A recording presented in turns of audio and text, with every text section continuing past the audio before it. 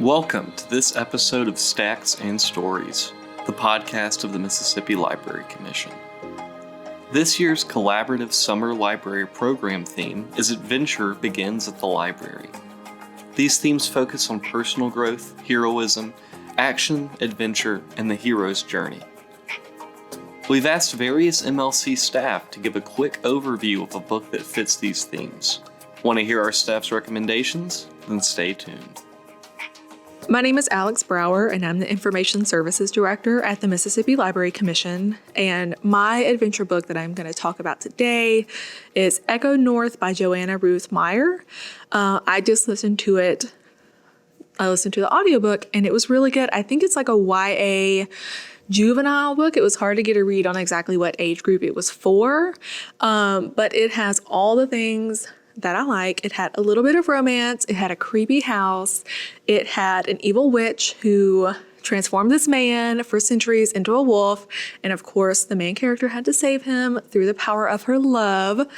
But it has a lot of Russian influences. So there's a lot of heavy winter adventure scenes where they're, trying to get past all these wolves and all this other stuff.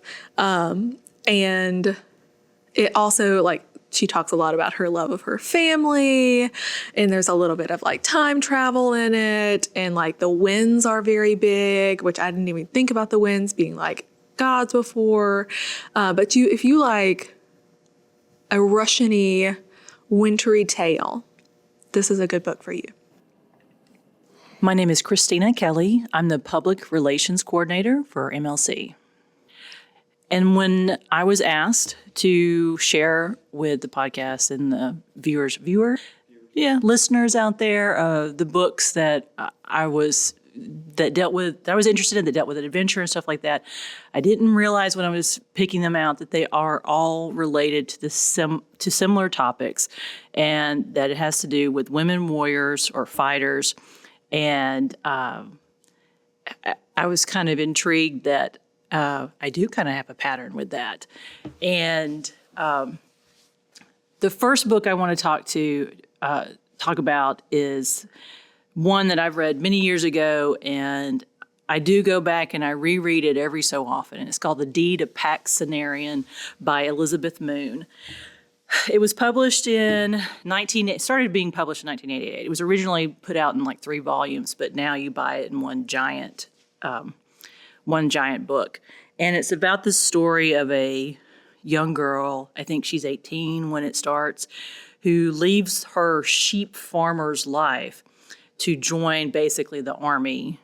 It's not the army, but join whatever, and a mercenary company, and is trained to be a warrior. And it's everything that happens throughout her life. From it starts out where she starts having these little minor things that happen to her that seem like luck, but it turns out, in some ways, that she ends, without spoiling it too much, that she's is blessed by the gods, basically. And it is kind of the hero's journey of Pax, and how she rises in the ranks. And there's this horrible fall that happens to her where everything is questioned, where she has to, strive to get through. As a warrior, let me back that up a little bit, because I do medieval combat, and I'm around a lot of guys who have been fighting for years, and we're a little bit older. And you can see, and people talk about, well, what happens when I can no longer fight? Who am I? If you've been doing this is your thing for years, say in any martial arts, and suddenly your body starts failing you, or something happens and you can no longer fight, what am I going to do? What does that make me? Something that's so much a part of my life. And Pax goes through that, where it feels like a piece of herself is taken away. So who is she? And so that journey is very moving, and you just have to read it. But it's got chills thinking about it. But her entire story is absolutely wonderful. There are other follow-up books that relate to it, but I don't think any of them hit all the points like this book. And I think part of it is so good because Elizabeth Moon is a retired Marine. So I think some of that experience of what it's like in the so-called trenches, it comes through in that book.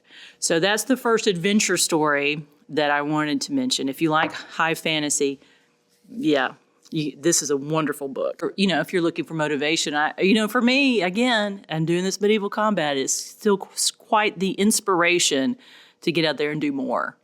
And I shared it with the group, and I said, "Look, you need to read my other ladies out there who are martial artists. You need to read this."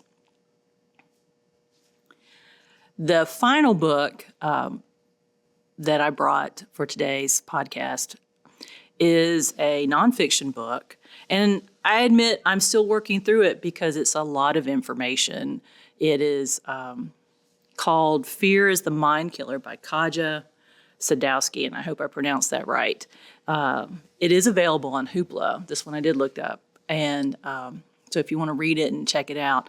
But she is a female trainer, a female martial artist, and it is her dissertation on working with women to overcome, I guess, fear and the problems that women encounter when presented with combat scenarios, sparring, things like that.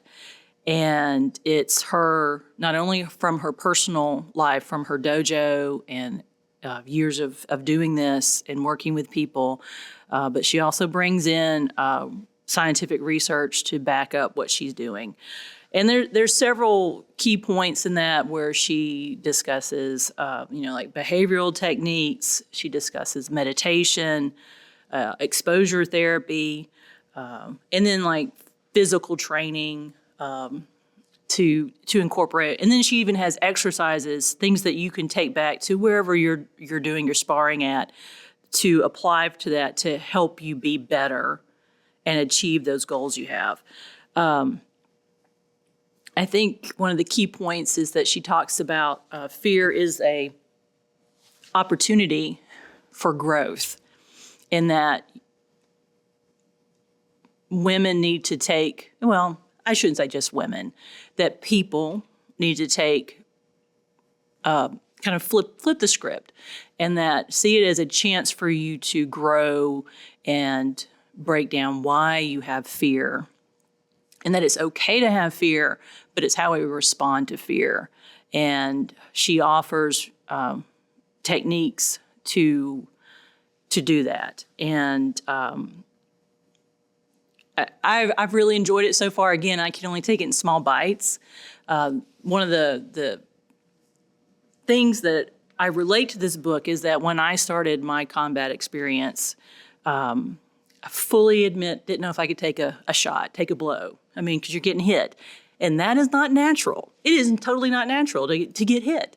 And so exposure therapy would be something like starting with padded weapons versus going to the sword, a full sword. So that there's your exposure. So you're getting used to it, I don't know how to say it, but you get used to getting hit, and then you progress into that. So I took 2 months of exposure just with a padded weapon, just to see if I could deal with that. Thankfully, it was very positive. It ended up being great, and to progress to the next level. So that's just like an example of some of the stuff. And of course, I love meditation, and then visualization, where you think about it and you prepare for it, and you work through whatever you think's going to happen, and prepare for the unknown. So that is, again, I'm working through it. I've even shared it with my trainers because I felt like it was important enough to me to be successful to share with them. And so that's also a discussion that I've had with my coaches. And I think that's been wonderful. So if you're interested in if you do something like that and you're looking for, again, like she's specifically for martial arts training. So if you're looking for something to work through anything that may be slowing down your progress, and sometimes I think a lot of times that is like, well, what if I fail? And then she even discusses that fear of failure. So fear of letting people down, like my coaches down because I didn't perform, I didn't win the tournament or something. So she discusses all that on how to work through that. So that is my nonfiction. As you prepare to be a paladin of Gerd with Paxenarian, or you're going to be a Valkyrie. Hello, my name is Elizabeth Scott. I'm a reference librarian here at the Mississippi Library Commission, and today my adventure book is The Eyes in the Impossible by Dave Eggers. It came out last year in 2023, and it is told from the perspective of a very good boy named Johannes. And Johannes, as a puppy, his brothers and sisters were found by some humans, but he is a free dog, and he rushed off to be by himself and to be a free dog in this park where he lives by the sea. And fast forward several years, and Johannes is an adult free dog living in the park by the sea. And he has been given the job of the eyes. And so he is the eyes for the whole park. And he reports back to some bison and lets them know what's going on in the park, what the animals need to be aware of. And on this particular day where the story takes place, he notices a new attraction that's coming to the park, and he is very involved in making sure the buffalo know. He also has decided that the buffalo might want to see the ocean, which is very nearby, and he hatches an elaborate plan with his best friend, a seagull, to help the buffalo achieve what he thinks should be the ultimate dream, which is seeing the ocean.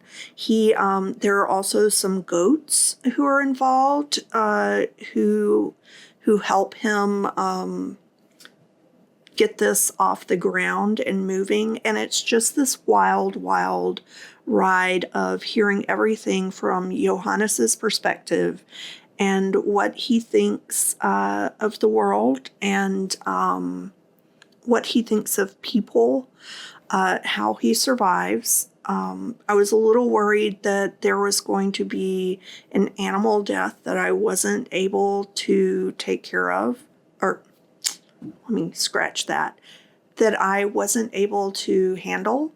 But there was only one animal death, and it was we weren't attached to the animal. It was mentioned very briefly, and in sort of a, hey, you shouldn't try to kill yourself because that is not good. But the rest of it is a very rollicking adventure, and I think it's a lot of fun. This book by Dave Eggers is appropriate for middle-aged kids, anywhere from in between like 3rd to 7th grade. And Ethan Hawke does the narration on the audio. So if you like a good narration and you want to listen to something with your kids, this is the perfect book. Hello, I am Zach Burton. I am the cataloging librarian here at the Mississippi Library Commission.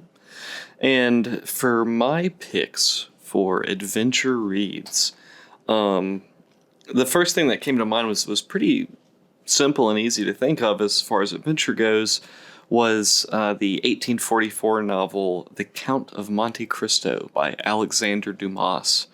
I feel like this is kind of the quintessential adventure novel.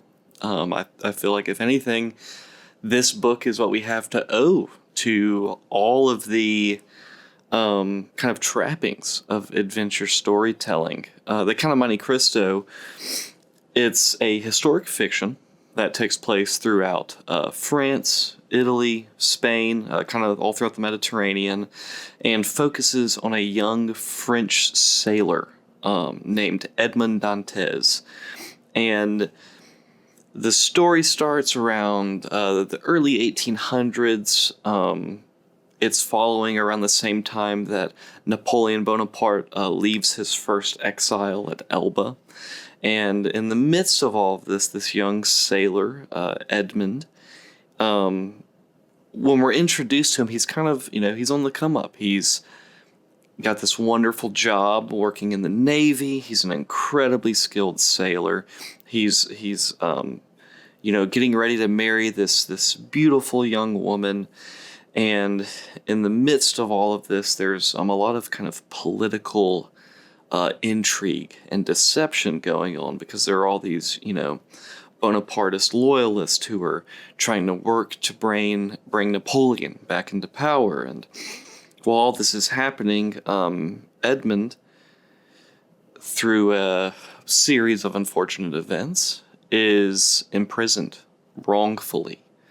And that is essentially the catalyst for the whole story of the Count of Monte Cristo, is this young man being improperly imprisoned, kind of having his whole life taken away from him, right as it's kind of about to kick off and start, as he's becoming a young adult.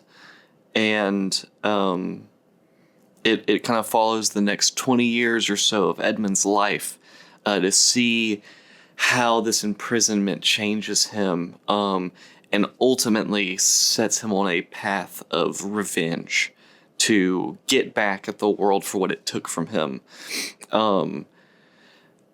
It's an incredible book. It's filled with action and adventure and romance, and there's swashbuckling of these daring pirates, and it's really a fascinating book, both at the glimpse it provides to a early 19th century France, as well as, like I said, I really feel like this kind of was the first book that crafted what we consider a modern day adventure story. It is so broad in scope. To be warned, I think it's roughly 1,200 or 1,300 pages. But if you commit the time to reading it, it is incredibly written. It is a real page turner. It keeps you on the edge of your seat by constantly revealing new little plot threads of political deception or interpersonal drama. But really, it's an incredible work. There's a reason it is still talked about today, and there's a reason that when I think of adventure, I immediately think of The Count of Monte Cristo by Alexandre Dumas. Now, the second book I want to talk about, I initially was going to talk about either The Hobbit or The Lord of the Rings, but I feel like pretty much everyone's very well familiar with those properties. I will say I think they are perfect adventure stories. The Hobbit really is the book that got me interested in reading when I was young, but I decided instead to talk about another kind of fantasy adjacent adventure story that's a favorite of mine, which would be Watership Down by Richard Adams. Now, I haven't read Watership Down in a long while, but it takes place in the English countryside, focused on a warren of rabbits. And the catalyst for the whole story, the driving force, is that one of these rabbits that we're introduced to, that lives in this kind of hierarchical structured rabbit society, is having nightmares of something evil and wicked coming to their warren. And he really believes these nightmares are visions of the future. And so this rabbit goes to his brother and his closest friends, and is trying to warn them that he believes something, vicious, something bad is coming to their warren. And he's telling them, look, we have to leave. We got to get out of here. we need to go find a new home. And this causes a rift amongst all the rabbits. Some of them believe him, some of them don't. And it leads to a group of rabbits deciding to collectively set out together to find a new home. And this kind of sets off this adventure story and these chain of events of these rabbits kind of looking for what they believe would be a perfect home away from what we as the readers will come to realize is the growings of industrialization in England. So, one of the visions this rabbit had was not directly spelled out, but as a reader, as an audience member, you can tell he's describing like tractors and farming equipment, tearing up the soil and tearing up the land and lumbering and all of these types of harms that get caused to the ecological world. But overall, like I said, the book follows this group of rabbits as they're adventuring through the countryside looking for a new home. But all the while, they're having to avoid, predators. They're having to avoid cats and dogs and hawks and eagles, that are hunting them throughout the countryside. They also have to deal with, coming across other warrens of rabbits, and these kind of like territorial issues with, maybe trying to make a new home in this hillside where this other warren is. But overall, it's a really touching story that I think reflects themes of kinship and family, as well as friendship. And I think a lot of the book kind of reflects on the idea that, your family, the relationships we have in our lives are ones that we get to choose and we get to nurture. And family doesn't just have to mean, blood relatives. But again, that's Watership Down by Richard Adams. I think it's a really wonderful story. But I will warn, there's some heavy emotional moments. There are some deaths in the book. Some of the characters die. And it's written in a very heavy, serious way, despite these just being rabbits. Now, my third book was kind of a last-minute addition. I was trying to really think, I don't read a ton of adventure, but I was really trying to think of what adventure I've read that I've really enjoyed. And this is actually a memoir called Touching the Void by Joe Simpson. It came out in 1988, and it recounts Joe Simpson and Simon Yates's near-fatal descent after they climbed the 6,300-meter peak, the Sula Grande, in the Peruvian Andes. Essentially, Joe and Simon, they were these young, I believe they were college students at the time, who both loved mountaineering. They decided mid-'80s that they were going to reach the peak of the Sula Grande, which is one of the major mountains in the Peruvian Andes. Now, they set out, just the two of them. I really don't want to spoil all of these events that happened that turn this into this kind of story of adventure beyond that of just scaling a mountain, but Joe and Simon were met with numerous mishaps, faulty gear, packing the wrong thing, deciding to take one's face up the mountain as opposed to another. There are these small little variables that played into what would end up being, a nearly fatal mountaineering disaster for both Joe and Simon. In this, ascent, to get into some of it, long story short, one of them breaks their leg, nearly 6,000 meters up this mountain. And so then the other, they're having to really try to help each other descend the mountain. But they're realizing with the broken leg, they're not going to get down before nightfall. And the freezing conditions set in. And all these other numerous things keep getting worse. Nothing gets better for them. And honestly, it's a story that as you dive into it, there's broken bones, there's starvation, there's hypothermia. you realize Joe Simpson and Simon Yates, they had all the odds stacked against them. But it is really an incredible story of survival and perseverance, and really kind of goes to show how, or I guess the depths or the limits that someone can reach to that they might not even realize in themselves. Joe and Simon almost died on that mountain, and this book does a great job at kind of tapping into the despair that these men felt when they thought, they were going to die in isolation in this frozen tundra. And just that's a tale that's something that happens to so many alpinists. And to have these men go through something so traumatic and survive and be able to live on to tell that story and write this book. I know a couple of, I think, movies or documentaries have been made about it as well. But all to say, it is a fascinating, incredible story of just human ingenuity, human creativity, and perseverance and hope. And again, that is Touching the Void by Joe Simpson. Hello, my name is Charlie Simpkins, and I'm the Special Collections Coordinator here at the Mississippi Library Commission. Today, I would like to share two of my favorite childhood books that relate to this year's summer library programming theme, Adventures Begin at Your Library. The first book is The Sign of the Beaver by Elizabeth George Spear. Published in 1983, this story is set in the 1700s and focuses on 13-year-old Matthew James Hallowell, also known as Matt.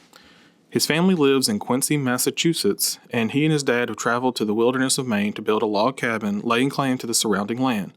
His dad must travel back to Quincy to bring the rest of the family, Matt's mother, sister, and a new baby, and leaves Matt alone to guard the cabin and land just for the summer. As things usually go, the family is delayed longer through fall and winter, so Matt must deal with not knowing what happened to his family as he survives the new environment. His dad left his prized rifle for Matt to be able to hunt for food, but it is stolen by a Slav visitor. Matt is rescued by members of the Penobscot Nation during his disastrous attempt to collect honey. He makes a deal with the leader of the tribe to teach his grandson Ateen English, and Ateen would provide him with necessities and teach him how to survive in the wilderness. Matt and Ateen are so suspicious and dismissive of each other that it seems this arrangement is doomed to fail. Do Matt and Ateen hold up their ends of the deal? Do they ever learn to respect each other?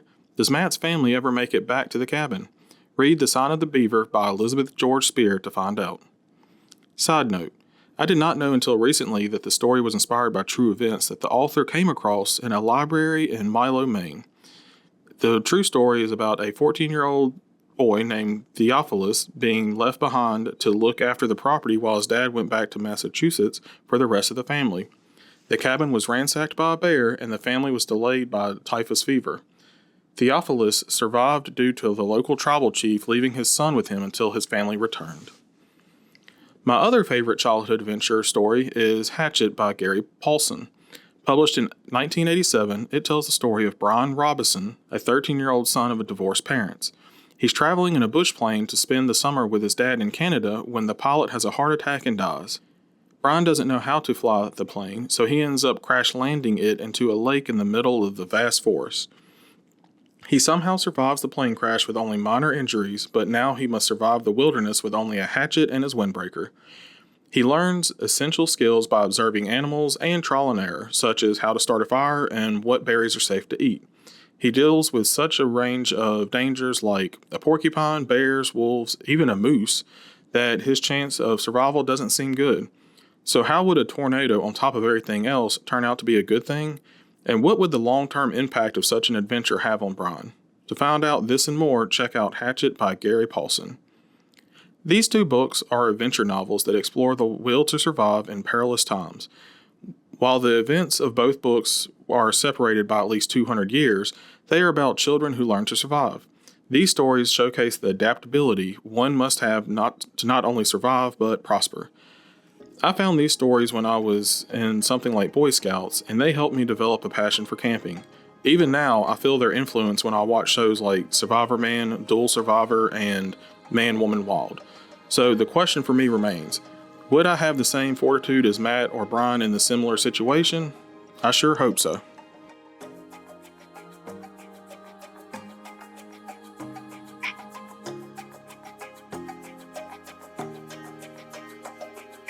Thank you for tuning in to this episode of Stacks and Stories, the podcast of the Mississippi Library Commission. We hope you will tune in next time, and we encourage you to visit your local public library often.